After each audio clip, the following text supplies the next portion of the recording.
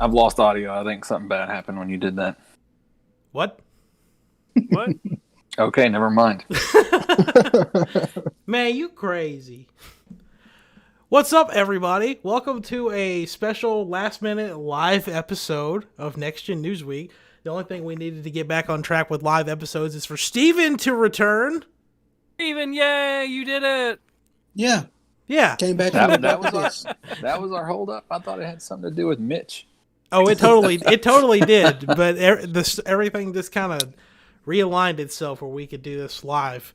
So at least for this week, we'll see about next week. Anyway, as it's already been said, my name is Mitch. Joining me from in this nice Hollywood Squares, we'll go in this particular order. So we'll start with Steven in your top left, Yo. Richard in your top right, Hello. and Michael in your bottom right. You Or just in your bottom altogether. Oh, I'm in your bottom. All together. So yesterday, we were talking about how there was like not really a lot to talk about, and then all of a sudden today, everything kind of just exploded. But now there's Boom, plenty of news. stuff to talk about. Yes, but we're going to start with something that didn't just break yesterday. This is something you've known since you were born. That there are titties on the internet. Nice. Yes. No, I was going to say, I mean, that is true, but also other true facts. The grass is green. We all know that one. The sky is blue. And, So happy. and Activision's releasing a new Call of Duty this year. It's just all things that we knew were going to happen and everything we already knew. We all knew this. Yeah. So congratulations to everyone who placed bets that there was going to be a new COD this year because you were right. And it's probably going to be Modern Warfare 2. So if you like remakes of old Call of Duty games, you have something to look forward to. I don't know if they're going to recreate the airport scene, though. I think it's a little not safe anymore to be. Y'all know what I'm talking about? The airport scene from Modern Warfare 2? Don't. Oh, yeah, yes. Okay. The mask. Yeah, the mask. Yeah. Whew, that was a lot, especially being a teenager. You just like you turn your game on and you're just playing as the bad guys, and then there are people trying to get on flights, and all of a sudden they're all dead. It's like, oh my god.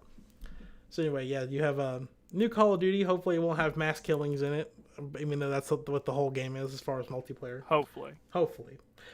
We got some new release dates for you this week. So we'll start off with Crash Bandicoot 4. It's about time. And there's a lot of jokes there, but it is coming out on March 12th for the Xbox, the Switch, and the PS5. And it is coming to PC sometime in 2021. And it's getting a free upgrade through Smart Delivery and whatever PS5 calls it, except in Japan, where you have to buy it again.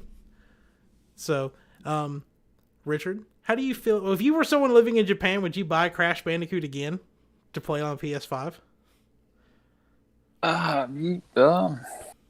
No, probably not. I mean, I don't know. It depends on how you feel about Crash Bandicoot. Me personally, no, I wouldn't. But I mean, there might be some diehard Crash Bandicoot guy out there or girl. I don't know. There's a lot of factors. Me personally, no. But if you had the disposable income to throw away and you're just like, yeah, I need it for this. I don't know. The games that I've seen that are PS4 games, I mean, there's really not that much of a noticeable upscale on PS5 unless they're special for PS5 or whatever. So probably not. Well, Or wait, hold on. Are you saying that they can't play it at all on PS5? No. It's just if they buy the PS4 version, yeah, they have to upgrade it to the PS5 version. Like they have to pay to upgrade it. Yeah, like not just like a fee. This is like they have to buy a whole new retail price. Yeah. Oh no, not at all. Yeah. No. I don't know. That bites. That's kind of, I don't like that. I feel like they should get it at a discount.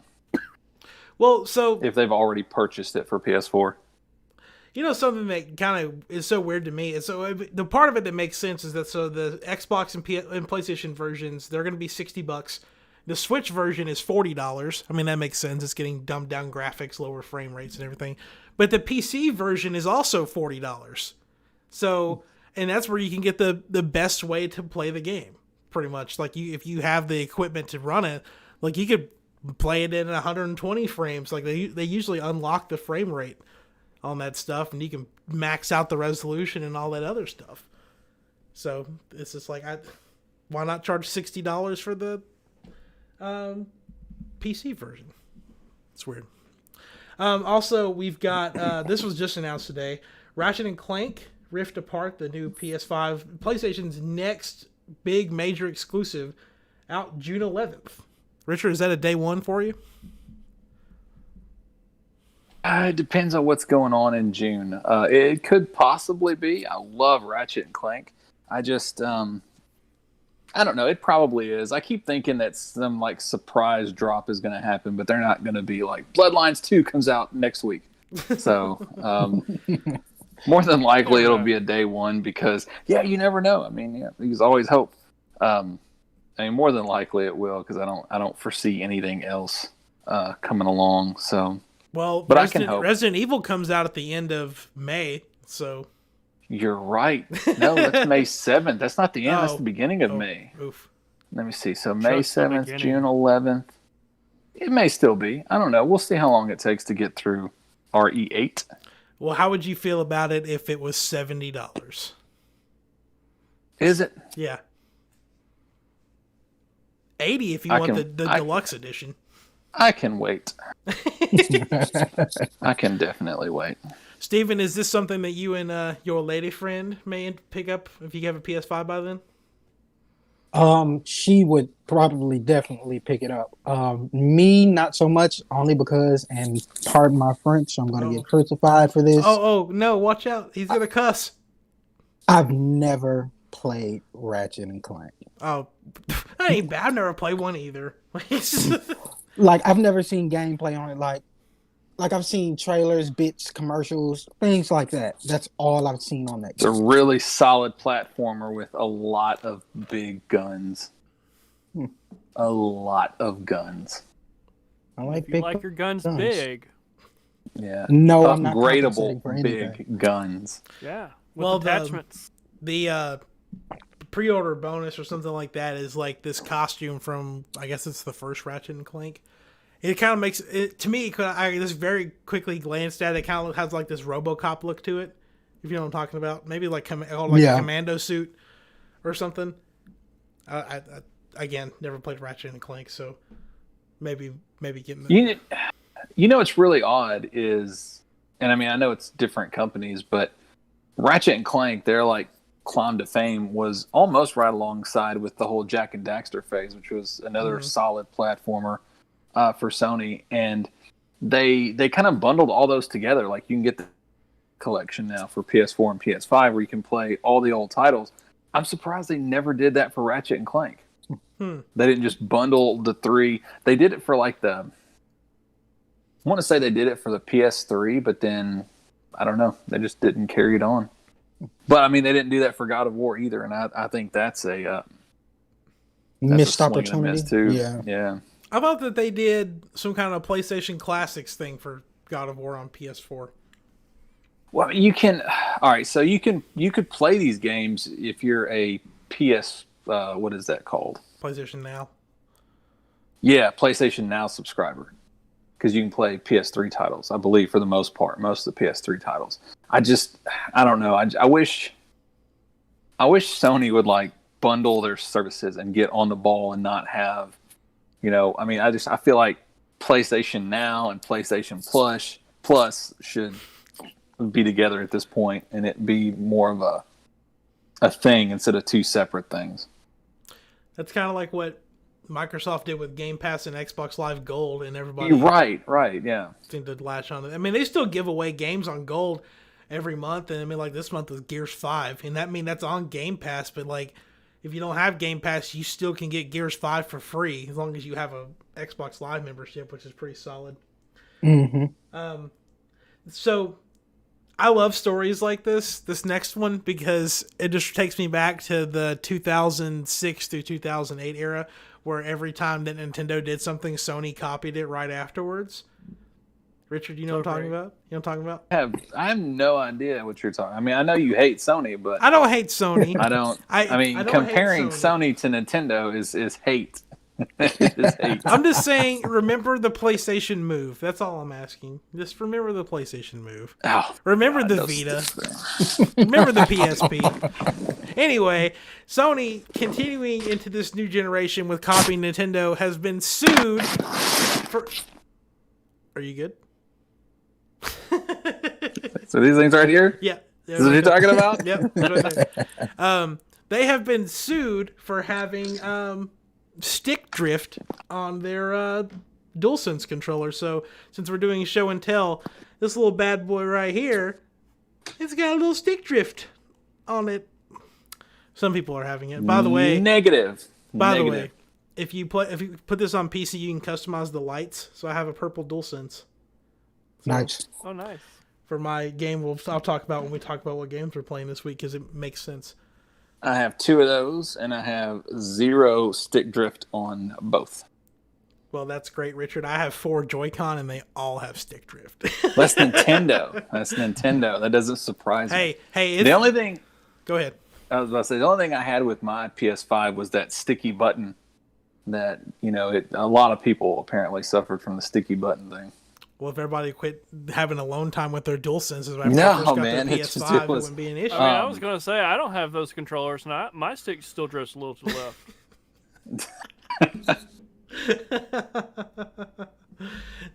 So, Michael, do you think that this stick drift thing could possibly turn out to be as significant as Joy-Con drift? And is it like, do you hope that in the end this all goes away for everyone, or you think it's going to be as much of a mess as it is with Nintendo as it's going to be for Sony? It's hard to say. For one, I haven't seen a teardown video. It's not like the Joy-Con one, where it's really simplistic in nature, using like a resistive touchpad basically on the inside to kind of sense where the joystick position is. Mm-hmm. So I think heavily it's on the software side, but then the more you use the Joy-Con, or if it gets dirty, the resistive padding wears away. So it's a little on the hardware side too. That being said, I think the PS4 is using a more like a standard joystick, just like basically like the gyroscope. Well, not a gyroscope, but it's more like some sort of gym ball on the inside. Mm-hmm. And so I think it's probably more on the software side than anything, but I could be wrong. Well, I wonder if it's not already in the PS5, Richard may know the answer to that. Can you update the controller? Like, can you plug it in and update it like you could on the PS4? Yeah, it's actually been updated about 3 times since I've had mine. Okay. I've noticed when I powered it up, it'll say that there's been an update to the DualSense. Please connect your controller to the system while it. So yeah, that's 3 times. It's happened 3 times so far. Well, to completely disassemble a PS5 remote, you have to have a soldering gun. You have to desolder connections to break it all the way down. Yeah. Wow, that's to prevent people from customizing them. I bet. Yeah, I mean, if you're good with a soldering gun and you're comfortable in it, I mean, it's not. I think it's something like 4 connections you have to separate before you can take it all apart. But if you don't know what you're doing, do not take apart your controller. Yeah, this is a little tight. God, I had a guy I used to work with back when the Switch came out. He was trying to get the shells customized on it, and he said he yanked really hard on the back of it or something and just snap one of them ribbon cables in half. It was just like, oh, that's $40. Snapping a ribbon cable. I felt terrible. I was like, oh, you poor soul. You poor soul. All right, so one of our big topics tonight is about E3, everyone's favorite giant press conference showcase that's happened every year since, I believe, 1996. And they didn't have one last year, and so everyone kind of just did their own thing, and it was like the worst year that they could have done that because there was no order to it, and instead of having like this 3-day event where we were going to get the blowout on the Series X and the PS5, it was like, oh, Series X reveals in March, or technically the Game Awards. You're not going to hear anything about it until March, and you're not going to hear anything about the PS5 until July. By the way, this comes out in November. Have fun. Hope you can find one. Well, this year, the ESA, which is the parent company of the E3 showcase, I believe, they have promised that the show is coming back for June 15th through the 17th, and it's going to be all online. There's going to be a pre-show for it, and they're trying right now to just get people to sign up for coming back to the show instead of just doing like what happened last year. So, Richard, I want to start with you. Do you like that they put all their shows together in a week, or do you like it better when everything's like spaced out, where like every month we get like a new showcase or something from some company? I don't know. I think with what they're talking about now, with how they're wanting to push more demos through storefronts so that a lot of just average people can get their hands on it. I mean, that could be a good thing. I'm not sure. Even though you have everything concentrated in a week, you still have like those little snippets and droplets, sprinkled along the way of stuff that, I think they hold back just to have that sort of wow moment, in middle of October or whatever. So I don't think, I don't know. I don't think it's that big of a deal that they're going to push everything in a week. I'm more interested in how they're going to make it more interactive with just your average Joe that doesn't actually get to attend the show. I want to see how many demos we're talking about, how many companies are going to be willing to put, demos out on storefronts. I mean, that's my, not really a concern, but that's my big interest with this new E3 is how they're going to supply that interactivity to people. But no, I think, putting it all in 1 week, it's going to feel normal again. I think that's a positive in a lot of things, just normality. So I think, the fact that there's going to be some normality to it is going to attract people. And then hopefully they'll supply enough demos it'll make it awesome. That's my hope. Two things with that. So, like, even if they did you're talking about sprinkling events or sprinkling showcases throughout the year. I mean, we get E3 in July. We get PAX in August. We get Tokyo Game Show in September. And I believe there's another one in October. And granted, most of the games that come out are like they show off the same games. They may show new footage and stuff like that, but they're pretty much showing off new stuff every month or every couple of months for a little while.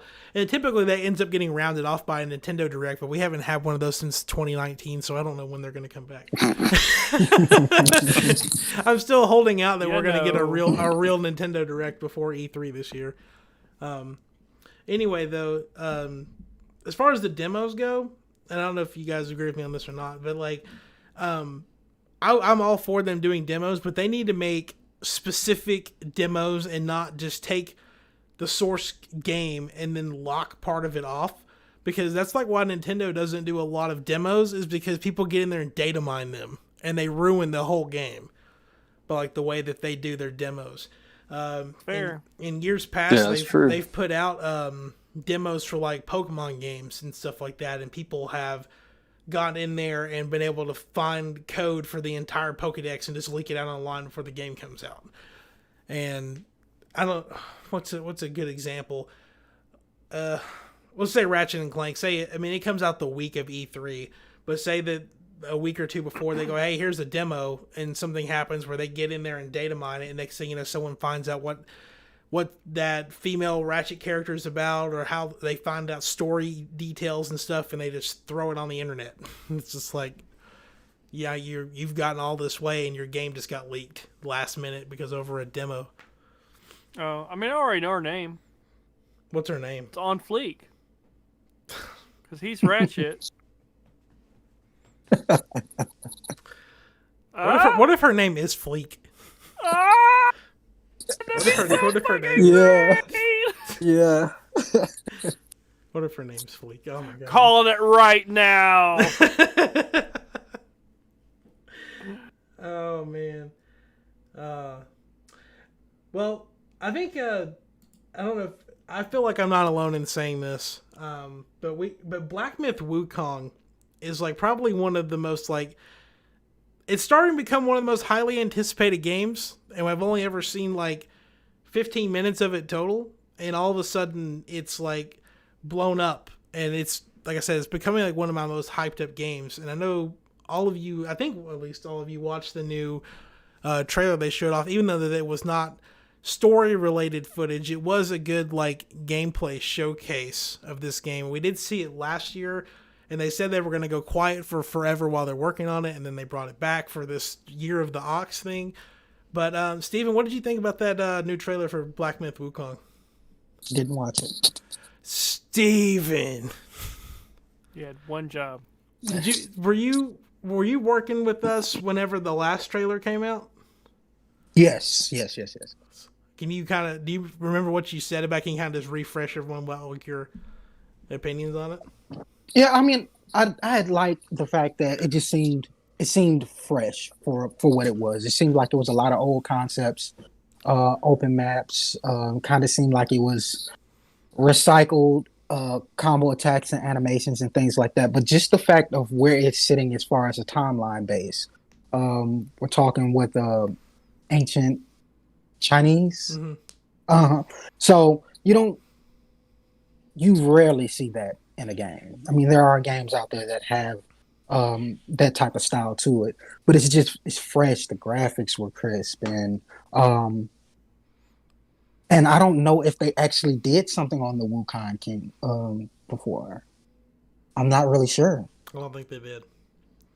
So that just everything from the storyline to the graphics, everything just looked amazing to me, and I just can't wait to get into it. More so for the story, because I've fallen in love with storylines on games nowadays in the past few years.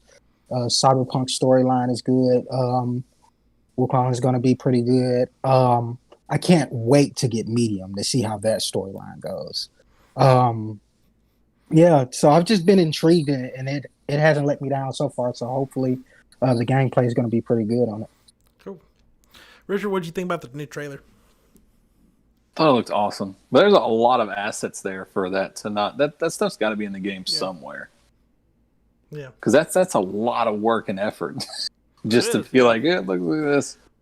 But yeah, man, I'm hyped. I said before we started, I kind of got a Dark Souls vibe, especially from that boss fight. It was reminiscent to oh man, what was I playing? Was it Sekiro? I was playing through Sekiro recently, and there's a large ape that you have to fight, and the boss battle in that new Wukong trailer. Not Wukong. What was it called? Black Myth. Black Myth Wukong. Yeah, Wukong. Okay, yeah. It kind of was really reminiscent, and it's that whole story, Stephen. I don't know if you know this. That's all based on a book called Journey to the West, which is a really, really old book. It's like I've watched the movie. 1500s, I think, is when it was written. Wow. So a huge amount of Chinese mythology in there, and that stuff's really interesting to me. So yeah, I'm really looking forward to how they kind of retell that story in this game. Yeah. Michael, any further thoughts on the trailer? Richard's right. I mean, there's a lot of elements in this trailer that they straight up have to be in the game. I think before when the show started, we were talking about a lot, or at least I had said that this doesn't look like strict gameplay footage. These look like in-studio renderings, but all the same, it's going to be a phenomenal game if they're sticking to all of the elements as far as gameplay goes. Richard said it first. I mean, they're borrowing from Sekiro. There's a lot of elements from other different games too, and I think that's where Chinese studios excel at, and that's both the pro and con of Chinese development, is that they're borrowing from so many other games, but this doesn't feel like it's lost. Nothing's lost in the shuffle. I mean, you kind of have deflection status. You have these. I was really impressed with the lightning generation from the enemies. And I think this was kind of showed before in the first trailer where he's borrowing the powers of other enemies that he's defeated before, and just we're seeing other different enemy types and enemy personalities in this too. I think it's all coming together phenomenally.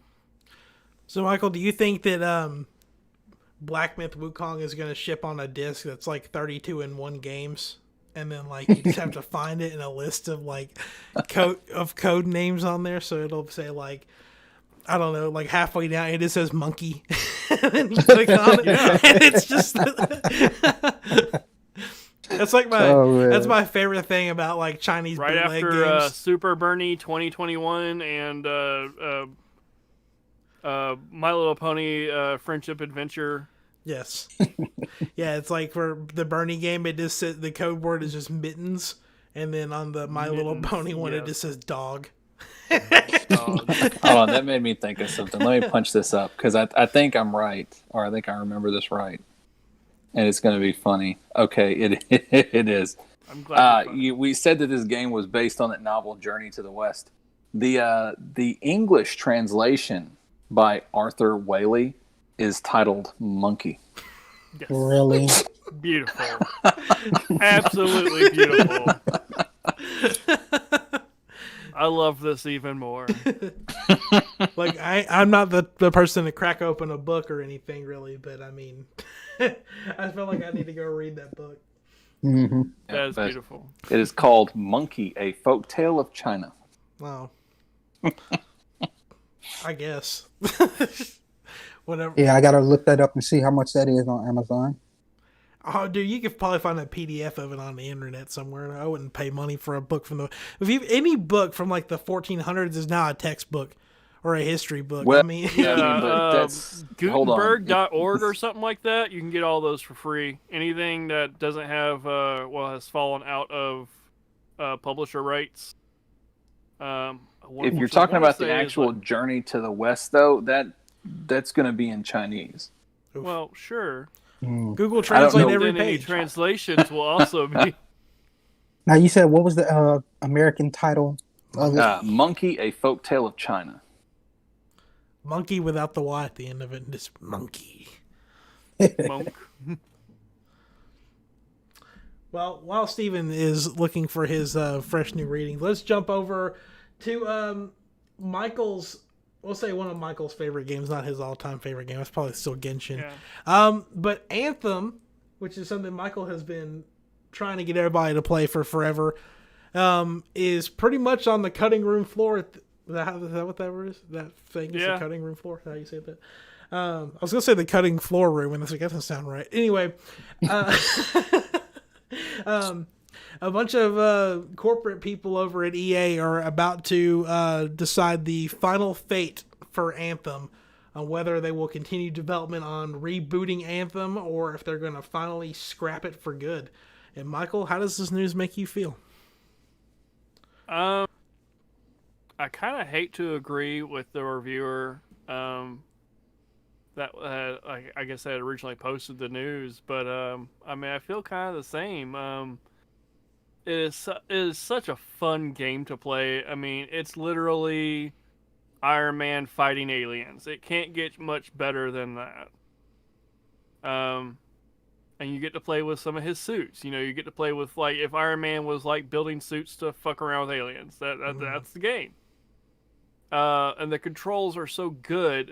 They just stopped making content. And honestly, I think part of the problem with it now is the same as it always was, is that it just, the development team had no direction. They weren't sure if they should release it as a free update or a paid update, or save it for a new game, or put it in this game. You know, and all this back and forth, plus, you know, the original hate from the sheer lack of content and loot drops and all that stuff. Like, it had a lot of problems, but it was I mean, just the core gameplay itself was really fun. Mm-hmm.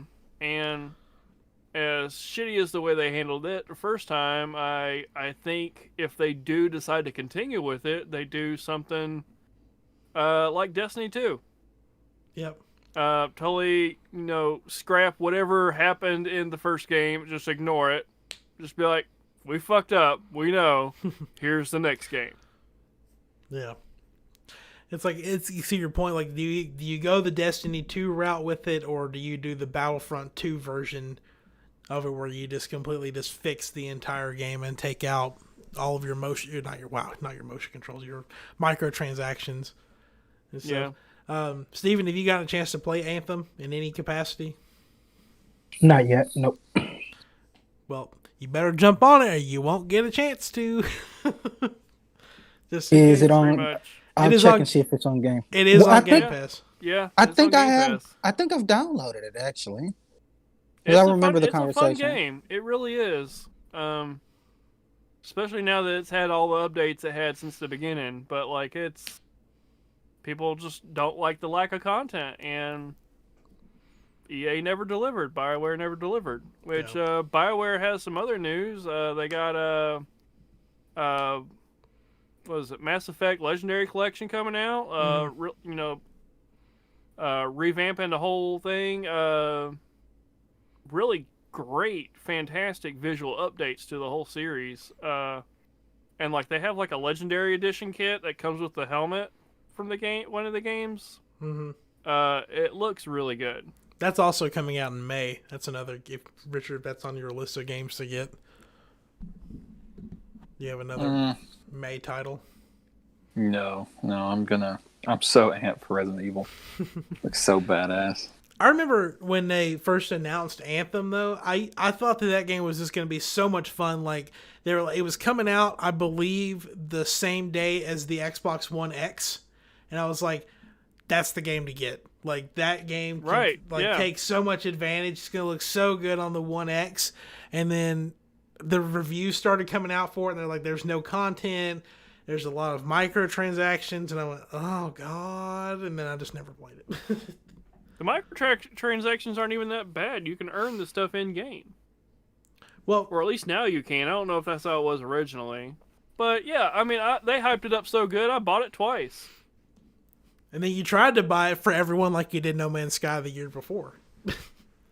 Didn't you?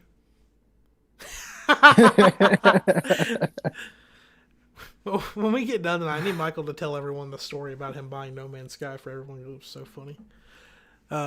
Richard, did you ever play Anthem? No.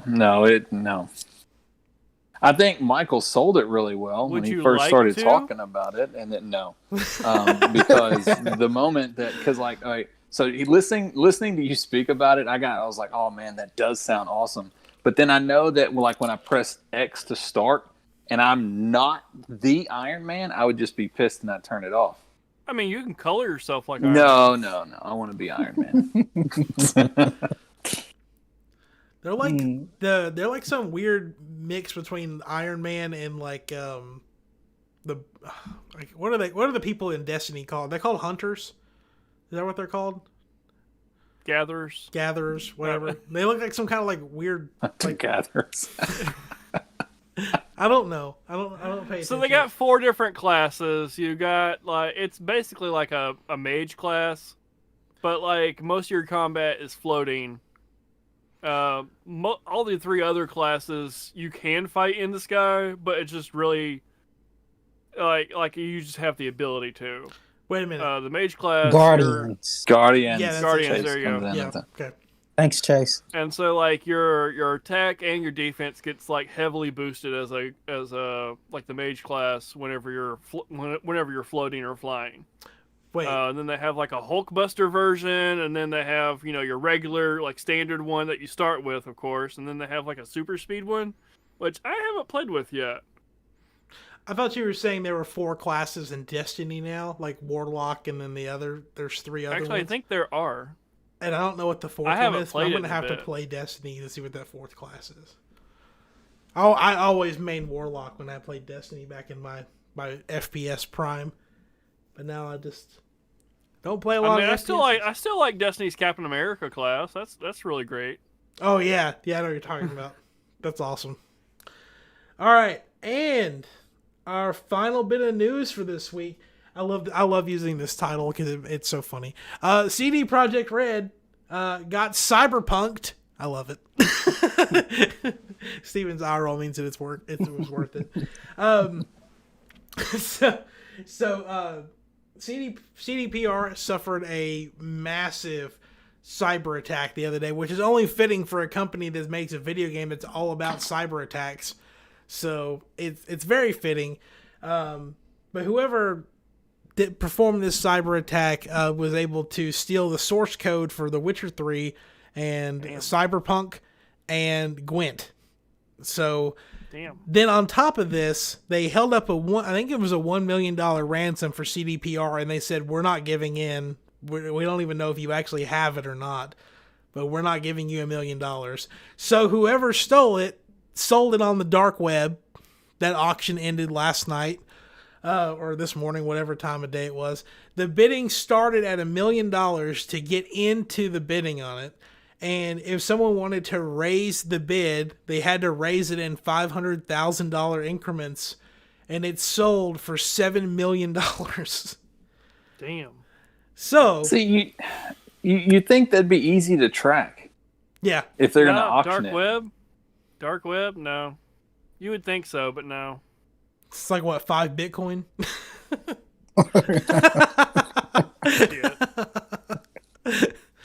Yeah, probably. My whole thing with that is that, like, what can you do with the source code for a game? Like, can you just redistribute copies and make profit off of them? I mean, that would intentionally be the thing, is like you sell it to other shady game companies, which would usually be in China. That is fair. So we'll get a Black Myth Wukong 2077 at some point. Why not? I don't know. Like, I was just thinking, like, I mean, that's a great point, but like before, I wasn't even thinking about like a Chinese developer, but like, say for instance, say that sells for $7 million.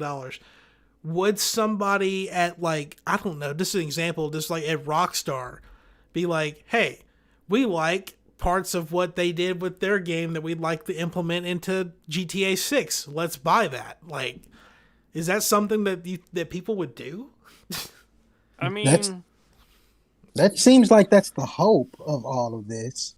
Yeah, I mean, most of the stuff was like video game development. Like, there's multiple systems involved. So stealing the source code isn't the same as like buying all of the structure to make that in your game. Mm-hmm. So that didn't sound like something Rockstar would do, though. I mean, that's a solid company, man. They've, you played the very first Grand Theft Auto. I mean, they've earned their stripes. Well, they work for what they. Now, I mean, like Microsoft would probably do something like that because they're all the time buying their way to success. Who's But sue Microsoft? Rockstar, Steven. I mean, it's. This wasn't in the notes, but just real quick, in the past year, Grand Theft Auto 5 has sold more copies than any other year that it was out, except for in 2013, the year it came out. It sold, I want to say it was 14 million copies in the past year. And the only time where it did more than that was in September of 2013 when it came out. So from September 2013 through December 2013, it sold 38 million copies. Dang. And so now this has been the first time that they've sold more copies the most copies since launch. So just to help people would stop playing that damn game. Maybe they'd be motivated to like work a little bit faster. You know what though? Like, as much because I saw that because I was coming home today and I was like, you know what? I really want to play GTA 5, but my save is locked on my PS4. And so I started looking up, like, are there plans to bring cross progression to GTA 5? And they're like, no, the only time we did cross progression was back in 2015, and that cut off in 2017, so you're screwed. And I was just like, okay. So wow. I already had it on PC, so I re-downloaded it, and then I never turned it on because I played something else all day instead. So now, that's all we've got for news this week. But one of our new favorite segments is our trivia. Oh, Yeah. the trivia. Yeah, I forgot about it till about an hour ago. Seems like such a trivial thing to forget. The answer is Hillary Clinton. Steven, you've been out for a little bit. So, this is the comeback story I'm hoping for right here. You've got Or you're the weakest link jinx it. and we get a new host. Oh, hold on. Now. Wait, what? Wouldn't that make me the weakest link? Okay. So right now the current standings on score, Steven, you have the hard nothing. Oh, you have one, right? One. Yeah. One. Sorry, Damn, my bad. You My have bad. nothing. Oh, My well, bad. you have one. My bad. I'm glad y'all remember that because, anyway, Richard has 3 and Michael has 3. I was really trying not to GP on points. So. Oh, that's right. We Wait, didn't tied Richard it up have last. One? Did you tie with me, or did you? I thought did. You, We I thought tied you had last one week. ahead. You Okay. tied. Nope. You guys tied on the Hillary Clinton question, and then you both got the Halo question last week wrong. So. Oh, okay, Yep. that was it. I don't know why. I thought he.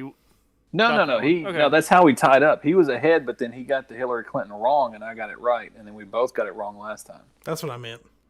Okay. So- Yeah, that's how we tied. Well, Yeah. this week's question brings us to a land which only. Please, God, don't be Pokemon. No, I would never do something as trivial as a Pokemon question. How many nipples did the rendering of 007 have in GoldenEye? 3. Anyway, no, the only thing, like, with a Pokemon trivia question is that there's possibilities for, like, over 800 correct answers because of different Pokemon that I can always just throw out there. And the closest thing to that is some kind of trivia question about the 800 different Call of Duty games. So, obviously this week's trivia God. question is about Call of Duty. So,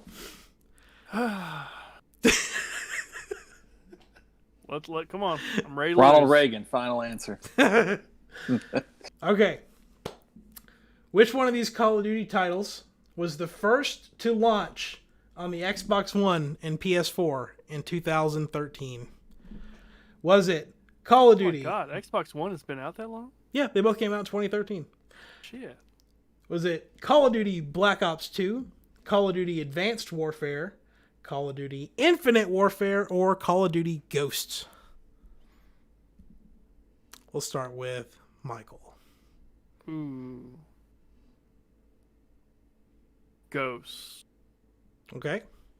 Richard. I'm saying Ghosts as well. Steven. I want to say it's between Ghost and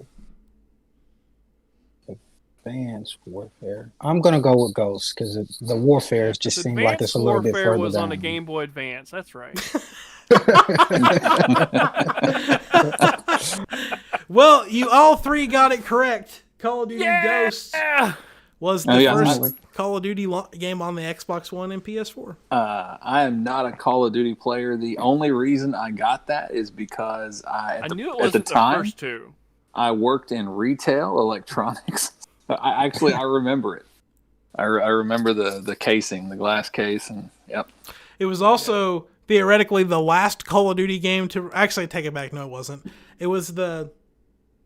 You know what? I'm just gonna skip that because I was gonna say it was the last one that came out on the 360 and PS3, but they kept porting old Call of Duties to it and making them run like shit. So I think Black Ops 3 was actually the last Call of Duty to launch on those. Advanced Warfare on a Game Boy Advance. Yeah. Advanced Warfare is by far the worst Call of Duty. Y-Cop in our chat wants to know, do you guys know one of the oldest online MMORPG games called Tibia? You ever heard of that before? I'm about to look it up to see if I actually know. Tibia. I don't, not offhand, but it sounds familiar though. Are you sure he's not making a Fibia? No, it's Really got hit like the that. It's funny got like bone there. it's got like that RuneScape vibe to it. Yeah, I've never played this, but I mean, I've seen it though. Well, it's only got 3 players online, so it's all but dead. No. They're keeping it alive. Those three. Wow. Wow, it has initial release date of 1997. That's wild. Yikes! Yeah, RuneScape came 3 years after that. Oh, 2 years Wow. after that. They probably want to shut the servers down, but like they don't want to let down those three guys. They're like, man, check it. Did they log in today? They just leave their accounts logged in because the minute that they all log out, they're doing server maintenance and shutting The it off. servers down. It'd be funny if like the three are just bots, just like farming Maybe it. they got the anime inspiration for Overlord from that, because that's pretty much how it was. It was like there was only like 4 dudes that was playing the game anymore, and they had all decided that at midnight they were going to log off and that servers were going to get shut down. But one guy decided not to log off, and for some reason, like, he transferred into the game, and now he's trying to establish himself Wow. and everything. Look, Mhm. so It's like so 25,000 on there still. That's pretty crazy. check this out. This is interesting. So in 2005, a Tibia update added a door that required players to reach level 999 before it opens. The level 999 door remained a mystery until August of 2016. So this is like over 10 years after they Damn. Oh my added god. it. When a player named Carsec, the first player to reach level 999, entered the room. Carsec, however, chose to keep their discoveries behind the door a secret. Fucking legend. And the general Fucking legend. public had to wait another 10 months to learn the answer to the mystery of what lay behind the door. In June of 2017, a player named Dev broadcast a live stream via their Twitch account where they entered the door at level 999. They So were wait, transported to a... Dev? Wouldn't that just be a His name developer? was Dev. They were transported to a tropical island with a variety of NPCs that contain no additional content of note. Beautiful. Fucking beautiful. He said, or they said that the highest level you can get in the game now is 1700. I mean, of course Wow. the first guy kept it to himself. He was like, well, who would believe there's nothing behind here? Yeah. Unless a dev walked in here and said That's like it. the most. I know you guys got PS5s in the back. You're just hiding them from everybody kind of story. Like, you don't want anyone else to go back there because you want to keep the legendary gear to yourself. That is Oh, dear beautiful. Thank God. you for bringing Yeah, that to the yeah. chat. We do appreciate it. Sure, thank you for sharing that with us. All right, let's go ahead and start wrapping things up with games we are playing this week. Michael, let's start with you. Well, I guess it feels weird. I really haven't touched Genshin Impact in like almost a month. Found another lover. Really, I've been busy with work and stuff. It's really just been mobile games, and that's really all I've had the energy to do. So it's Raid Shadow Legends, the I was Marvel about to say, version, Where's the Where's the drop? which plug? is what is it? Strike Force, Marvel Strike Force.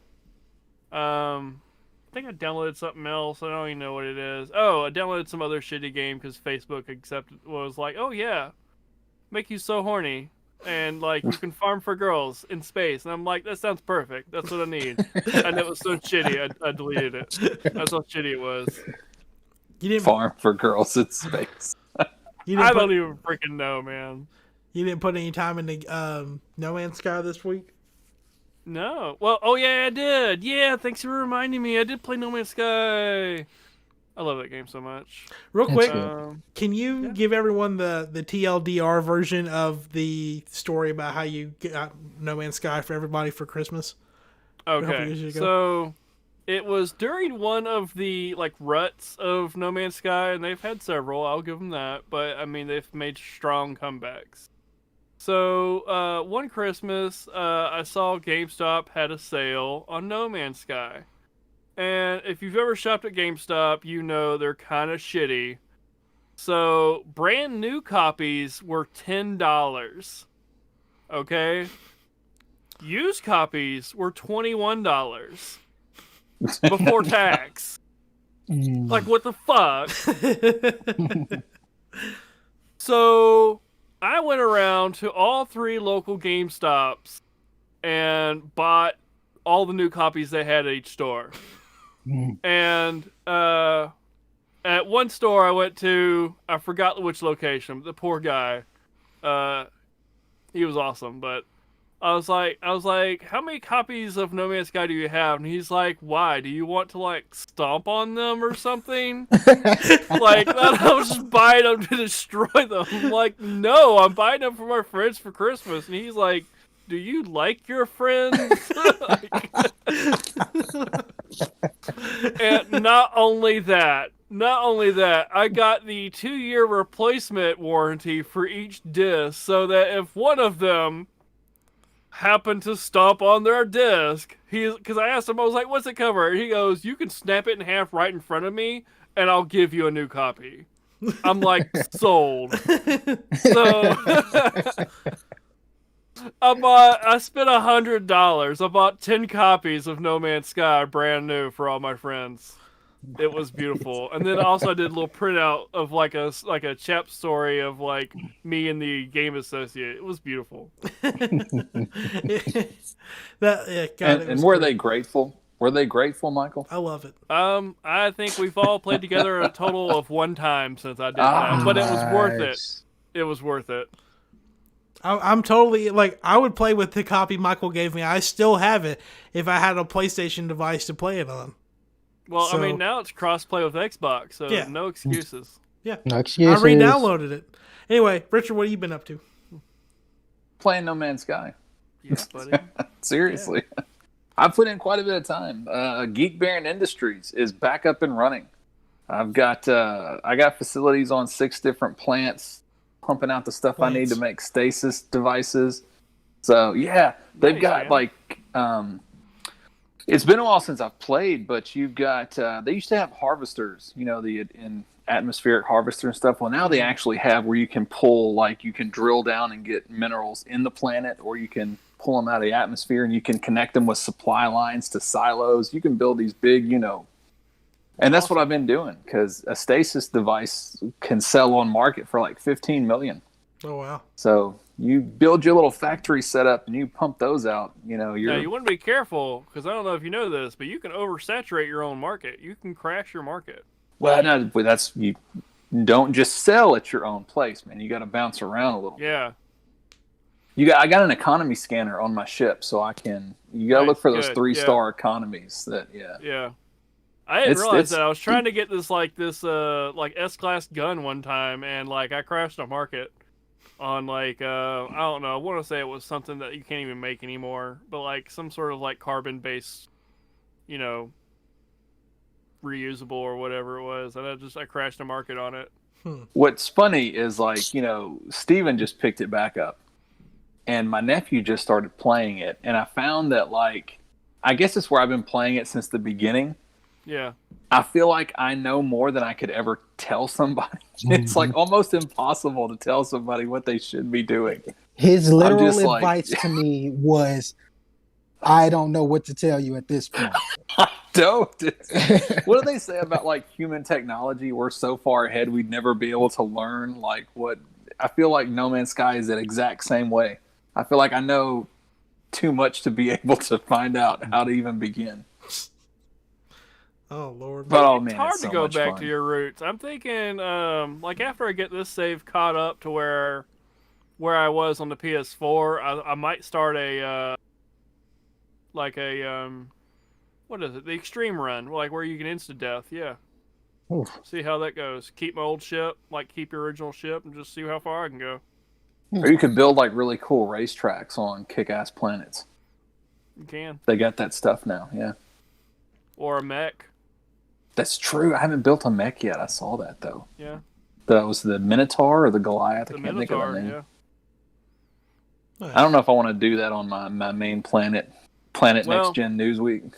I found out. It's an actual planet. This. So if you go to the Nexus, they released it as part of one of their updates, I guess, where you can build it on your freighter and you can summon whatever you have to the planet. As with long short-range as your freighter's in the teleporters. system.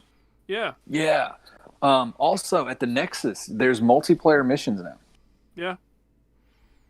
I don't know how long they've been there. I just noticed them. So they've been on there for a while. I guess Have since they? the new Nexus, yeah. But because that's a really good way to get Quicksilver. well, it's the only way. The only Oh, way. okay. It's the only way. Okay. No, not unless you're Wanda. Then you can get Quicksilver in your little bubble. You mean inside your panties? Oh, You know, Depends on the of course, we universe. won't know about that till tomorrow. But I almost had like, what if we watch tomorrow's episode and they just act like that didn't happen? well, that would imply that I watch any of it. So I mean, Well, Richard, are you also playing Little Nightmares 2? I am. Yeah, I am. It's a disturbing game. Very. Earlier today, I was killing small children in a school. So, yeah, it's there. And Orochimaru's older sister is in there, stretching her neck all types of ways. Oh man, Yes.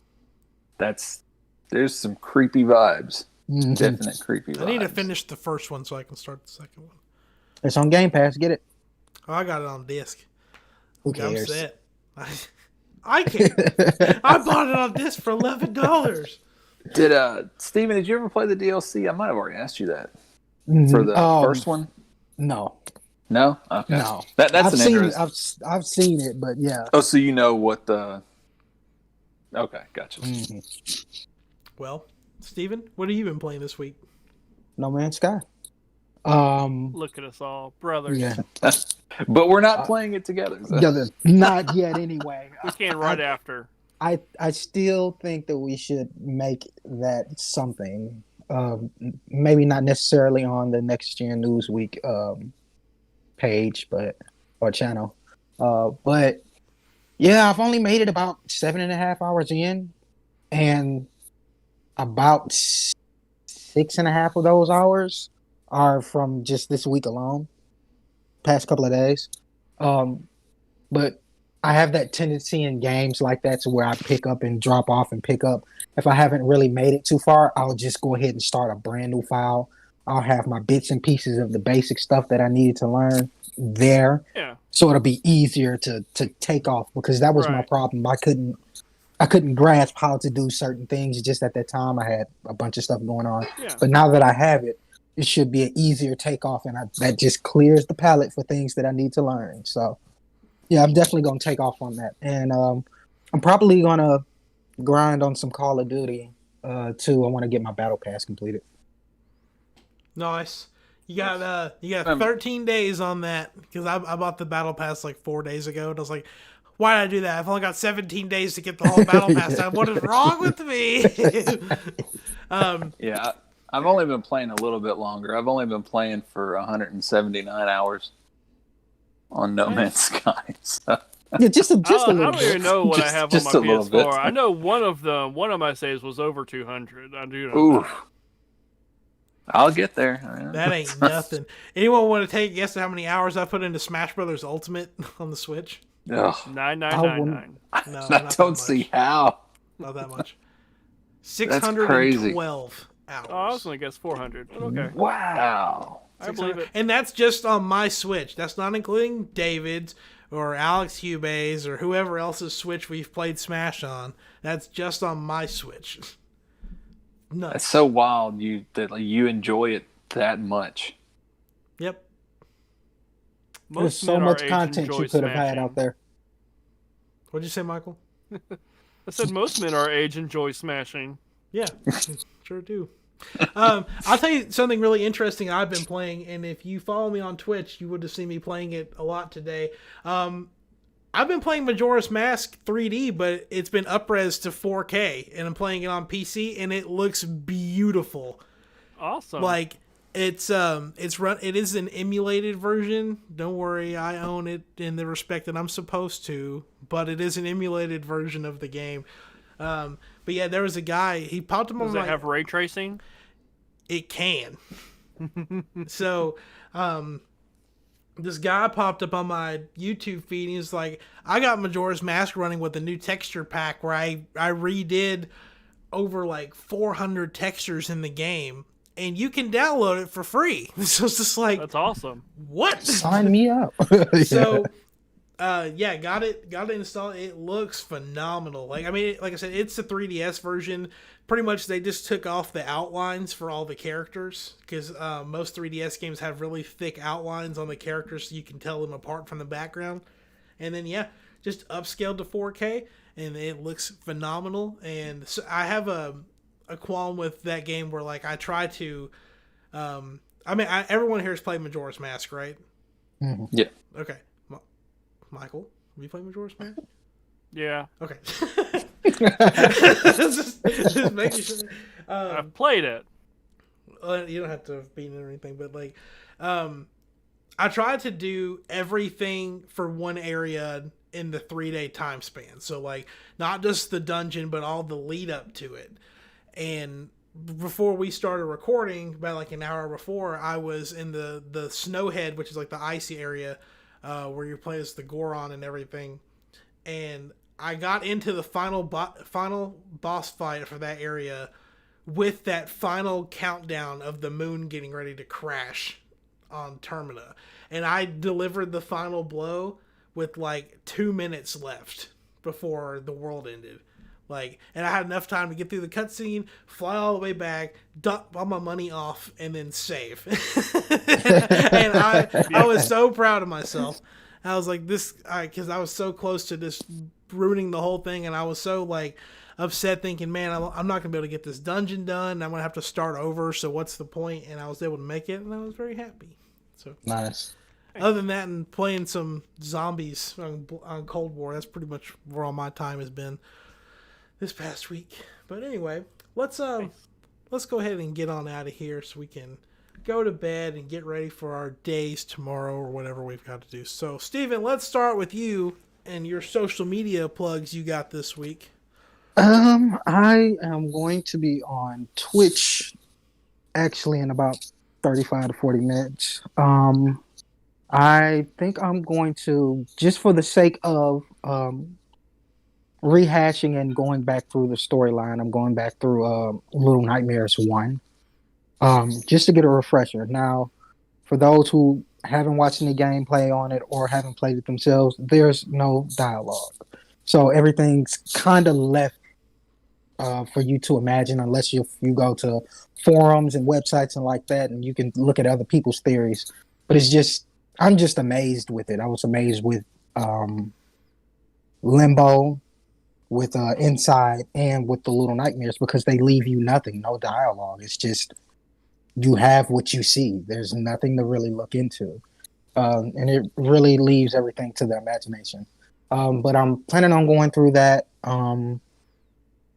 I'm working on some music on SoundCloud as well. You can find me on there as Breaker Beats 2020. So yeah, come check me out. Going around the Hollywood squares, let's go to Richard. Steven, did you ever play Eco? The dolphin? Yes. No. Okay. Not the dolphin. No, it's the first of that series that you've got Eco, and then you got Shadow of the Colossus, and then you've got The Last Guardian. I've played Shadow of the Colossus, but I have not played Eco. You should check that out. It's really reminiscent of not like scary like Little Nightmares or Limbo, but that same style gameplay where there's no dialogue, or there is dialogue, but it's in a foreign fantasy language, so you have no idea, it's not translated. But it's a kid trying to get this princess out of this castle with this witch, but it's, I don't know, it really had like this look of like an impressionist painting, and you should just check it out. Yeah. Wait, what are we doing? Are we talking about games, or are we talking? Oh, sorry, social media. Social studies. Oh man! All right, so my Bloodborne video had got more views than any of my other videos in like 48 hours, and I got a few new subscribers, so that was awesome. Thank you for that. If you haven't watched it already, check it out. You know, Bloodborne came out for the PS4. It was one of the most iconic games, if not the iconic game of the system. And it is a hell of a nice board game. So check that video out if you haven't already. Next week, I was going to stagger them, but I don't know. The other day I come up with this idea that it wouldn't be good to stagger them. So both Back to the Future videos will be hitting probably this weekend, which I did reviews of the one made by Funko Games, the people that make the pops, and then I did one of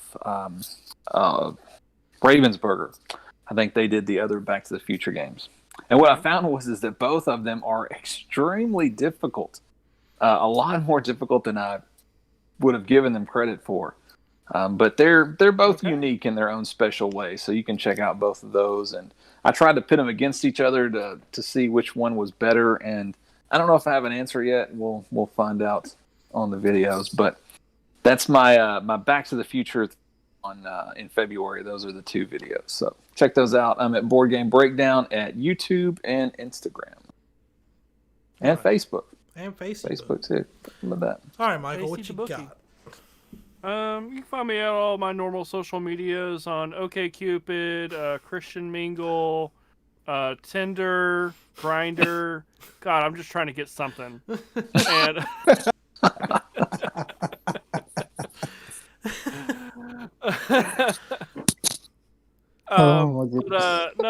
still haven't had a chance to update my website, but you can find me at stalledaction.com, and that should start linking you to all my other socials. I think Newegg is going to be running a like a Valentine's Day special. So check out Newegg if you want any other little lovely deals. Oh. And of course, after Valentine's Day, everything's marked off if it has a heart on it. So look for that stuff too. Nice. I want to take this quick moment before I plug my social medias. 93% of you who watch Next Gen Newsweek are not subscribed to the channel. So what are you doing? Go subscribe to our channel, you heathens. Now I got to put my glasses back on so I can see again. But anyway. Yeah, you were blurry. Yeah. Anyway, you can find me at twitch.tv/MeechFlow and also on Twitter at MeechFlow. All of our main social links are in the description of this video. And again, in a more humble way, subscribe to Next Gen Newsweek on YouTube so you can stay up to date about when we're going live spontaneously like tonight. And not spontaneously. Not Fridays at 9 a.m. like we were for a couple weeks. That's how we keep the relationship alive for you, the viewer. So, we'll be back next week. I don't know if we'll be live or not. We may be live. We'll see. Or at least not dead. Yeah, like Steven 2 weeks ago. Anyway, Michael, take us home. So you probably heard about it on various other YouTube channels and gamer streams. It's probably one of the most popular, most downloaded games available. This week's podcast is brought to you by paid radio lessons. Come to an app store near you. Y'all have a good Pick week. your pony, pick your rider. We'll see y'all later. Bye.